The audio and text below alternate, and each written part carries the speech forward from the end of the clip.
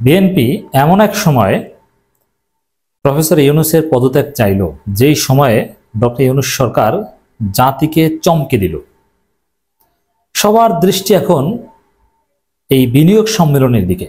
এই বিনিয়োগ সম্মেলনে প্রধান উপদেষ্টার যে ইমপ্রেসিভ ভাষণ এবং বিভিন্ন বিনিয়োগকারীরা যে মিলিয়ন অ্যান্ড মিলিয়ন ডলারের, সেটা বিলিয়ন, এক পর্যায়ে ইনশাল্লাহ ট্রিলিয়ন ছাড়িয়ে যাবে, যে ইনভেস্টমেন্টের কথা বলছে, বাংলাদেশকে যেরকম একটা ইন্ডাস্ট্রিয়াল হাব গঠনের আলোচনা হচ্ছে, যেই সময়ে সিঙ্গাপুর থেকে এক উচ্চশিক্ষিত লোক আশিক চৌধুরী এসে বিডার দায়িত্ব নিয়েছেন এবং তোলপাড় তৈরি করে দিয়েছে যে ইনভেস্টমেন্ট নিয়ে বাংলাদেশে এত তোলপাড় অতীতে কখনো হয়নি।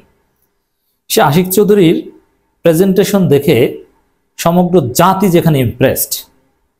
অবশ্য বিএনপির মন খারাপ যে এত যোগ্য লোক তো বিএনপিতে নাই। এজন্য বিএনপির লোকজন ট্রল করে বলছে, সকাল থেকে দেখছি যে আরেক আব্বা হাজির হয়েছে। ছাত্রদলের এক নেত্রী লিখছে যে সে আব্বার প্রেজেন্টেশন দেখে নাকি সবাই অবাক।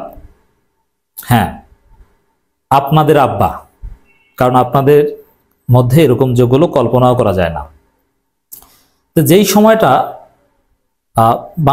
সময়টায় বা যেই দিনটায় বাংলাদেশে ইনভেস্টমেন্টের জোয়ারের প্রতিশ্রুতি, মানে এমন ভাব, আমি যেদিন কথা বলছি, প্রফেসর ইউনূস কথা বলছেন, আশিক চৌধুরী কথা বলছেন, পৃথিবীর বিভিন্ন দেশের ইনভেস্টররা নানান প্রতিশ্রুতি দিচ্ছেন। যেই দিনটায় মানুষ স্বপ্ন দেখছে প্রফেসর ইউনূসের নেতৃত্বে সত্যি আমরা শীঘ্রই সিঙ্গাপুরের মতো হয়ে যাব, কেউ ঠেকাতে পারবে না। বাংলাদেশে শিল্প বিপ্লব হচ্ছে একটা, এটা নিশ্চিত সবাই প্রায়। ওই দিনেই বিএনপি প্রফেসর ইউনূসের পদত্যাগ চেয়েছে। এই কাজটা কেমন হয়েছে? আমাদের আঞ্চলিক ভাষায় ভোদাই বলে একটা শব্দ আছে। তো বিএনপির অবস্থা হচ্ছে এরকম যে ভোদাই কাকে বলে, কত প্রকার ও কি কি। পদত্যাগ চান আপনারা, কিন্তু ভোদাইয়ের মতো এমন সময় পদত্যাগ চাইলেন যে মানুষ মানে একদম সিসি করছে, মানে গণবিরোধী হিসেবে আখ্যায়িত করছে। বিএনপিকে সামনে গণশত্রু হিসেবে আখ্যায়িত করবে মানুষ।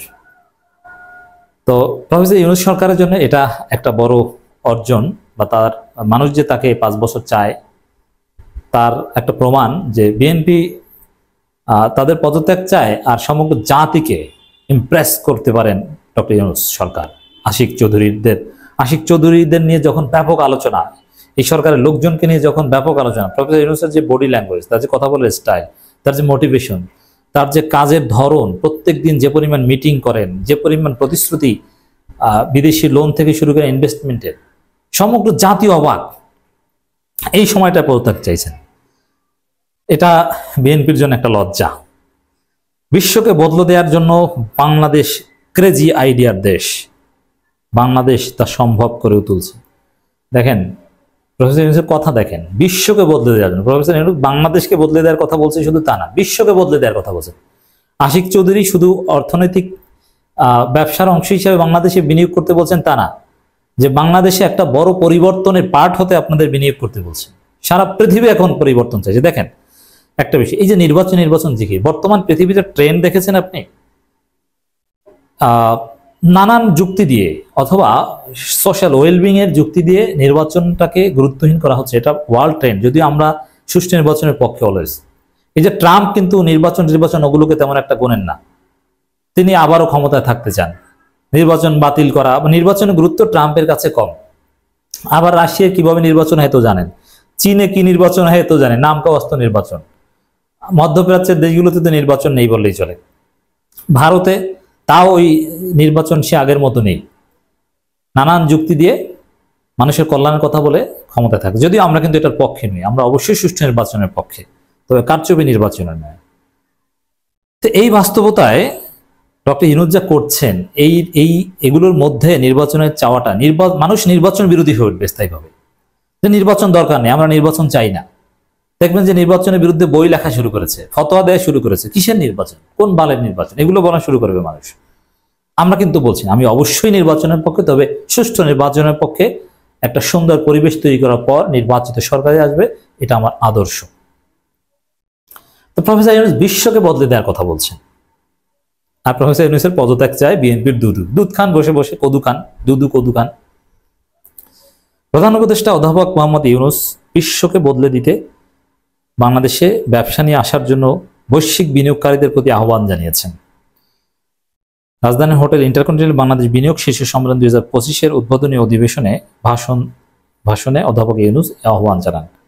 প্রধান উপদেষ্টা বলেন, বিশ্বকে বদলে দেওয়ার জন্য বাংলাদেশ ক্রেজি আইডিয়ার দেশ। বাংলাদেশ তা সম্ভব করেও তুলছে। ক্রেজি আইডিয়ার দেশ, শব্দ চয়নগুলো দেখেন কত স্মার্ট। সম্মেলনের সার্বিক আয়োজনে রয়েছে বাংলাদেশ বিনিয়োগ উন্নয়ন কর্তৃপক্ষ বিডা, আর এই বিডার চেয়ারম্যান সম্ভবত প্রতিমন্ত্রী মর্যাদা পেয়েছেন। তিনি জাতিকে চমকে দিচ্ছেন। আমরা কি দেখছি, বাংলাদেশে এত যোগ্য লোক আছে। এই লোকগুলো বিদেশের বিলাসী জীবন ছেড়ে ডক্টর ইউনূসের একটা ফোন কলে চলে এসেছেন, দায়িত্ব নিয়েছেন দেশ গঠনে। সারা পৃথিবী থেকে অনেক বড় বড় বিজ্ঞানীরা ছুটে আসবে বাংলাদেশকে পুনর্গঠন করতে প্রফেসর ইউনূসের নেতৃত্বে। Wait and see. আপনাদের ধান্দাবাজি নির্বাচনের পক্ষে কেউ আসবে না। অধিবেশনে স্পেন থেকে অস্কার গার্সিয়া, যুক্তরাজ্য থেকে রোজি উইন্টারটন, বাংলাদেশ থেকে নাসিম মঞ্জুর বক্তব্য দেন। বিডার নির্বাহী চেয়ারম্যান চৌধুরী আশিক মাহমুদ, এই আশিক চৌধুরী সংক্ষেপে বলে, চৌধুরী আশিক মাহমুদ বিন হারুন বাংলাদেশের ব্যবসা ও বিনিয়োগের সম্ভাবনার একটি প্রবন্ধ উপস্থাপন করেন। এই প্রবন্ধ বাংলাদেশের মানুষের মন জয় করেছে। এই প্রবন্ধ, তার স্টাইল দেখে মানুষ আরো আস্থা রাখছে, আরো বেশি বেশি চাইছে যে না, এদেরকেই তো ক্ষমতায় দরকার। আমরা কাদেরকে ক্ষমতায় দেখছি এতদিন? আমরা এতদিন ক্ষমতায় দেখেছি ছুট টাই পরা, সরারদি কলেজ থেকে সেকেন্ড ক্লাসের ডিগ্রি পাশ করা গরুরহাটের ইজারাদারদের, আর এখন আমরা দেখতে পাচ্ছি আশিক চৌধুরীদের। প্রধান উপদেষ্টার আন্তর্জাতিক সম্পর্ক বিষয়ক দূত লুৎফে সিদ্দিকী অনুষ্ঠান পরিচালনা করেন। 7 এপ্রিল শুরু হওয়ার 4 দিনের এই শীর্ষ সম্মেলনে দেশের ক্রমবর্ধমান বিনিয়োগের সুযোগ, অর্থনৈতিক সংস্কার তুলে ধরা হয়।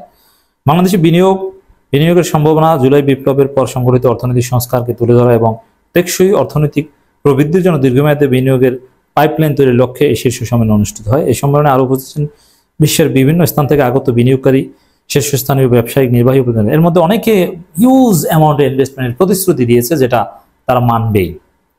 তো দর্শক, তাহলে আপনি চিন্তা করেন যে বিএনপি কতটা ভোদাই হলে, কতটা বোকাচোদা হলে এই সময়ে প্রফেসর ইউনূসের পদত্যাগ চায়। আমার মনে হয় দর্শক, পাবলিক পারসেপশন এখন কোন দিকে যাচ্ছে দেখেন। তো একটা সময় ছিল আওয়ামী লীগ যা বলতো মানুষ মনে করতো এর মধ্যেই ভেজাল, এর বিপরীতে ভালো। আওয়ামী লীগ ভালো কথা বললেও মানুষ মনে করতো যে এইটা খারাপ, আওয়ামী লীগ যেটার বিরুদ্ধে ওইটা ভালো। পাবলিক পারসেপশন এটা ছিল। তো এখনকার পাবলিক পারসেপশন উল্টে যাচ্ছে, পিপলস পারসেপশন উল্টে যাচ্ছে, যে বিএনপি যেটা বলবে ওটা খারাপ, আর বিএনপি যেটার বিরোধিতা করবে ওইটা ভালো। হ্যাঁ, আপনারা এটা মেনে নিতে পারেন, কারণ ভারতের খপ্পরে যারা পড়বে তাদের ক্ষেত্রে বাংলাদেশের কল্যাণের থিওরি এটাই। অতএব দর্শক, প্রফেসর ইউনূসকে 5 বছর রাখার মধ্যেই কল্যাণ।